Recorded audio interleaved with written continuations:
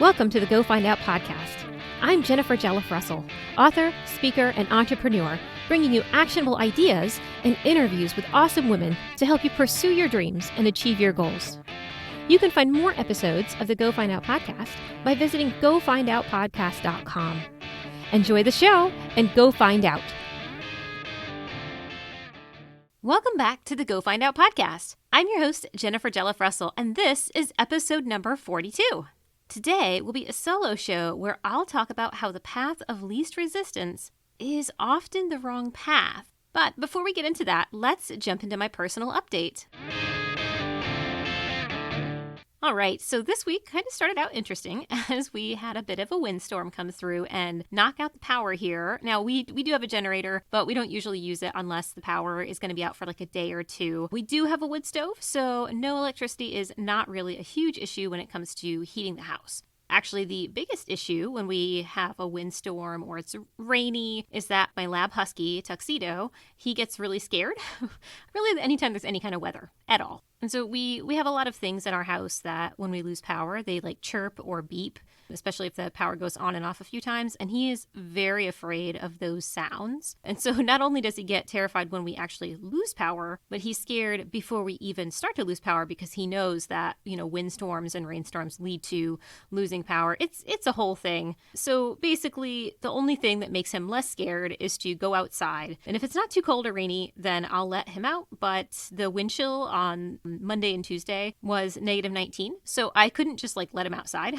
which is where he feels the safest. So Monday night and all day Tuesday were basically me just trying to console him and then drugging him with calming CBD drops for dogs.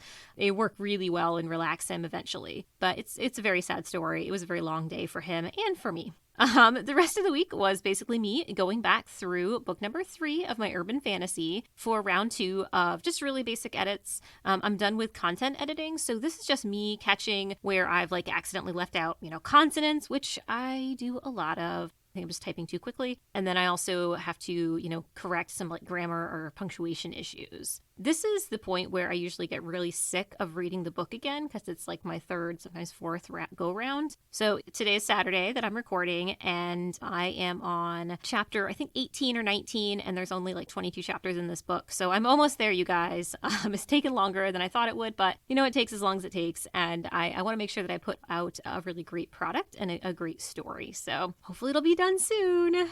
So I think next up is to start the second round of edits on another nonfiction career-related book for introverted job seekers. I know that I have a little bit of cleaning up to do on that one, but it's a short read, so around 100 pages, which means it really won't take as long as my fiction usually does. My fiction's usually around 200 or 300 pages. I am also still doing coaching sessions with Megan Kuhar on creating a more aligned brand and website for Evergrowth Coach. And so that's actually going really well. And I should hopefully be making some updates to the website pretty soon to make it a lot prettier and a lot more inviting to potential resume writing clients.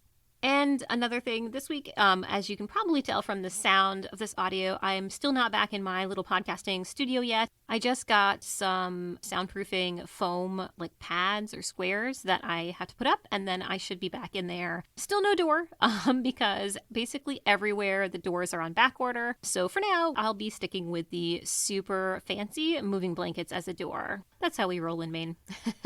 Okay, so last update for this week. One thing that I've really been leaning into lately, not just this week, but honestly in the last few months, is getting better at utilizing the time that I am the most creative. So basically, I know that I'm the most clear-headed and at my creative best in the morning between around 5 to 11 a.m. Usually get up between 5 or 6 every day and just kind of end up screwing around and just consuming social media from 5 a.m. to 7 a.m. before walking the dogs, working out or running, and then taking a shower, which then means I'm really not jumping into any real creative work until around 8:30 or 9. So really, looking at my morning timeline, I realized that I'm wasting my most creative hours with super mundane stuff. I do have to walk the dogs in the morning or, they will seriously revolt. And I found that if I don't work out in the morning that I just won't end up doing it at all later in the day. So I'm going to keep those in my morning routine, but I'm going to try to stop wasting so much time consuming social media in the morning.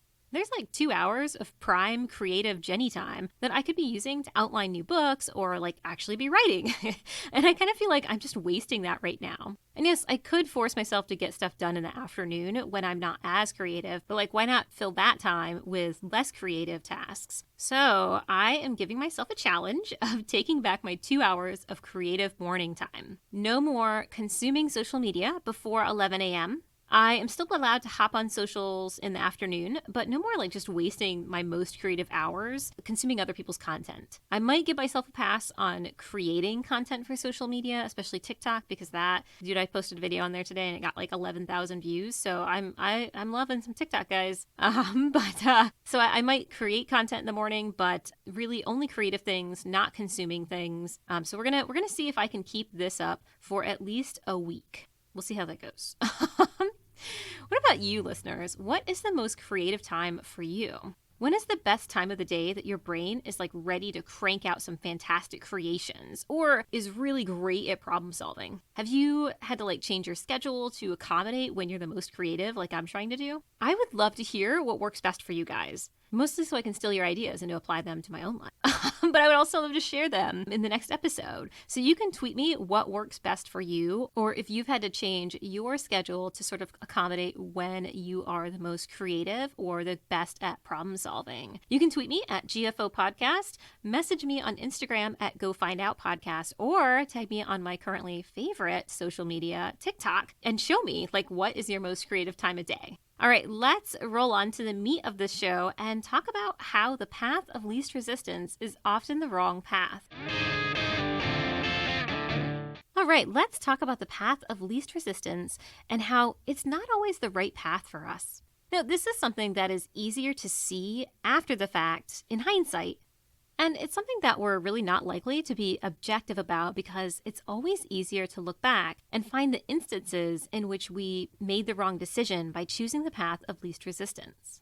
It's a lot more difficult to see examples from our past when we chose the easy path and it ended up being the right choice. That said, let's start by talking about why we choose the path of least resistance and what that really means.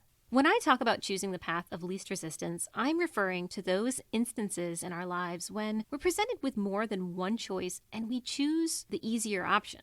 A great simplistic example is choosing a running path. I know I'm talking about running again, but hear me out here. If you choose a flat running path to train on, then it's a hell of a lot easier than choosing to train on a path that has a lot of hills. I know, because there's a lot of freaking hills here where I live in Maine. Choosing the easier path might keep you motivated to stick to your training plan, but when it comes time to actually run a race, if the official race path involves hills, then that training won't be as useful to you as running that path with all the hills. You're really going to struggle in the race when you hit those hills, while the runner who chose to train on that hilly path every day isn't going to struggle as much as you because they're ready for the hills. If you had chosen to take that path with more resistance, the hills, then you'd be a lot more prepared for the race. But it's so much easier to choose that path of least resistance, isn't it? I gotta say, whenever I run, it's a lot easier to choose that sort of flat area instead of the longer, hillier terrain. And listeners, I have to tell you, as I was preparing this podcast, I really recognized that it's really not about whether it's the path of most or least resistance. It's really all in how we look at things in hindsight. The thing is, we're mostly going to look at this path of least resistance thing and apply it to the big choices in our lives, right? Like me choosing to major in psychology during undergrad instead of creative writing because even though I was paying for it myself and it was fully my choice, I knew that I'd get less pushback from my parents and from others since having a bachelor's in English seemed like a poor choice for finding a job later. And side note, as it turns out, after getting my bachelor's degree in psychology, I still had to go on and get a master's degree to make any kind of living wage in that field, which is about the same thing that would have happened if I'd gone for a degree in English. Only I probably would have cranked out more books by this point with an English degree. But I digress. Do you see what I mean by the whole hindsight thing? I can easily look back and think, if only I had done this thing, then my life would be so much different. But I have no idea if it really would be or not. And I don't know if I'd actually have been better off or not to choose a degree in English. What if doing so had made me feel burned out on writing? What if it meant getting rejected over and over by traditional publishing to the point where I just gave up on writing altogether? This is the problem with looking back and assuming that your guess is right when you think about how things might have turned out had you chosen differently. You're only guessing. You have no idea how things would have turned out if you decided to choose a different path. But when we look back and know that we chose a certain easier path over the more difficult option, that's when we beat ourselves up for our choices. I would argue that this is the real reason that this whole path of least resistance is often the right path is even a thing. It's all based on what information we elected to make a choice on. Because here's the thing, if I have a big choice to make between two options and I gather all the information I possibly can about those choices, then make a decision based off of that information, then even if I chose poorly and things don't turn out well, then I can look back and go, well, it seemed like the best option given the facts that I had at that time. The best option, not the easiest option, right? I don't know about you, but I'm a lot more likely to cut myself some slack for that kind of decision. I will forgive myself for making a poor choice if I made a decision based on facts rather than a decision based off how difficult the other options were. So if we're basing our decisions off of how easy an option is, then of course we're going to beat ourselves up in the future if what we decide is the wrong choice. This is why, if you're basing your decision on how easy something is, then your choice is probably going to feel like the wrong choice. Not because it is the wrong choice, but because we'll perceive it that way in the future if we don't like how things turn out. I would also argue that choosing a difficult path just because it is the difficult path could lead to the same outcome of unhappiness with that choice. So don't choose your path based solely on how difficult or easy that path might be. Instead, choose your path based on the most information you can gather on the subject. So if you're like, I want to start my own business as an artist, but I know that's a lot harder than working for, let's say, a traditional employer in graphic design, then don't just choose the easiest path because it looks like the easiest path. First off, sometimes we're completely terrible at gauging how difficult something will actually be. And secondly, you want to collect as much information as you possibly can about both options before making your choice. And a large part of that data collection process will include looking at not just how your decision will affect you, but how it will affect your family if you're the sole provider for more than just yourself. Another thing to take into consideration is that sometimes we see things in black and white. We limit ourselves to only 2, maybe 3 options because we aren't willing to do the research to see if there are other options out there. As an example, going back to the whole college major thing, if I had bothered to do a little research and talk to the folks at the school, I would have learned that maybe I could have double majored in both psychology and English. Instead, I chose the path of least resistance and I just stuck with that choice once it was made. So next time you have a big decision to make and you have a little time before you have to choose an option, start by doing your research on all the available options. Try to see if there's a third or fourth option that maybe you're just not seeing yet. If possible, talk to people who have faced the same decision. Just make sure you're talking to folks on both sides so that you're getting info about the results of both possible outcomes or options. Once you have lots of information, you'll be able to make a more informed choice rather than simply basing your decision on how easy or difficult that option will be. And whether you've made the right choice or not, you'll be able to stand by that choice because it was the best possible option at that time. All right. I hope that this helps some of you out there who are facing maybe some big life choices right now. Until next week, listeners, go find out. Thanks for listening to the show today. I hope you found the information beneficial and that it helps you tackle your own Go Find Out goals. You can find more episodes and the show transcripts at gofindoutpodcast.com. You can also let me know what you thought of the show by tweeting me at GFOpodcast or follow me on Instagram at GoFindOutPodcast. That's it for today. Now go find out.